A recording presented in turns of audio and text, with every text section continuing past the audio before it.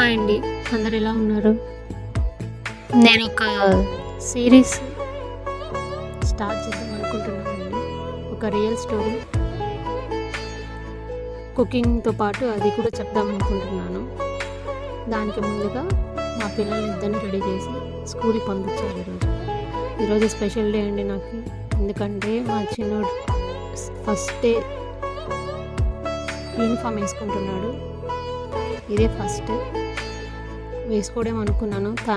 తను చాలా ఎగ్జైటింగ్గా వేసుకుంటాను మమ్మీ అని వేసుకున్నాడు. మా పెద్దోడు ఎప్పుడు నో యూనిఫామ్ మమ్మీ అని వేసేవాడు. కానీ చిన్నోడు వేసుకుంటున్నాడని తను కూడా ఇంట్రెస్ట్గా వేసుకున్నాడు. వీళ్ళిద్దరు నాకు చాలా స్పెషల్ అండి. తర్వాత ఇవాళ మనం టమాటో రైస్ ఎలా చేయాలో చూద్దాం. అది మెంతి టమాటో రైస్.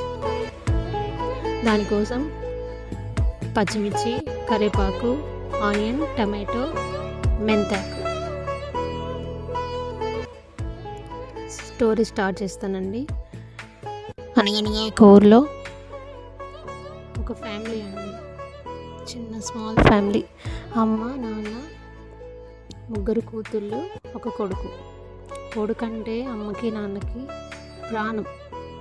తను ఏదడిగితే అది. తను చదివినా చదవకపోయినా ఏమనేవాళ్ళు కాదు.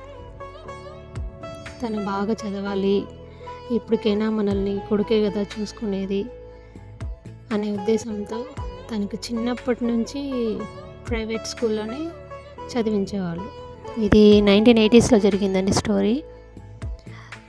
కానీ అమ్మాయిల్ని మాత్రం ప్రైవేట్ ట్యూషన్స్కి వేస్తూ గవర్నమెంట్ స్కూల్లో చదివించేవాడు.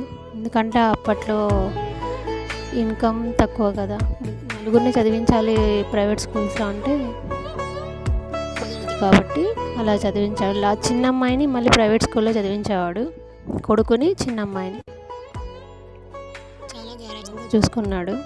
తర్వాత ఏం జరిగిందో రెసిపీ చెప్పిన తర్వాత చెప్తాను. ముందుగా స్టవ్ మీద కడాయి పెట్టి ఆయిల్ వేసి మసూర్ దాల్, జీలకర్ర, ఆవాలు, దీంట్లోకి శనగబ్యాళ్ళు ఉంటే కూడా వేసుకోండి, చాలా బాగుంటుంది. నా దగ్గర లేవు ప్రస్తుతానికి, అందుకు వేయలేదు.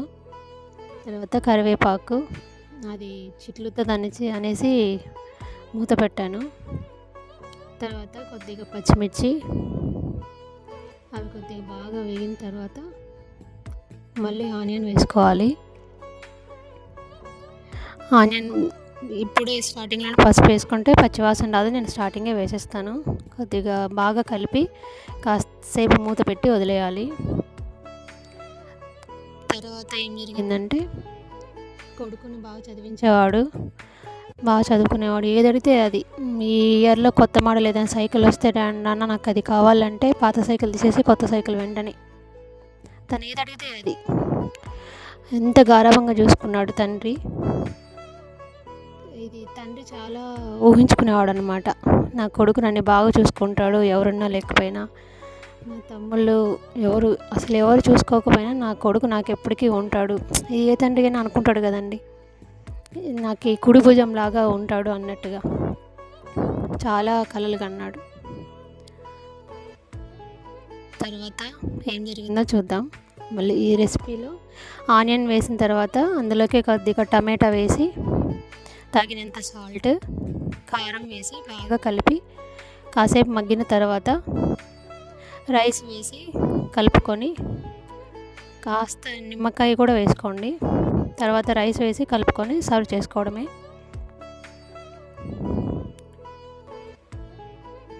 చాలా నమ్మాడు కొడుకుని. అనుకోకుండా వాళ్ళ పెద్దమ్మాయి చదివింది బాగా. పెద్దమ్మాయి 10th క్లాస్ చదివింది. 10th పబ్లిక్ ఎగ్జామ్స్ రాసింది. అంత బాగానే చదివింది, పాస్ అయ్యింది.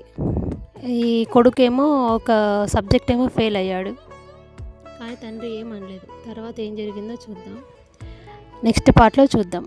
ఈ రెసిపీ ట్రై చేసి ఎలా ఉందో చెప్పండి. Thanks for watching. Bye. Part 2 కోసం స్టే ట్యూన్.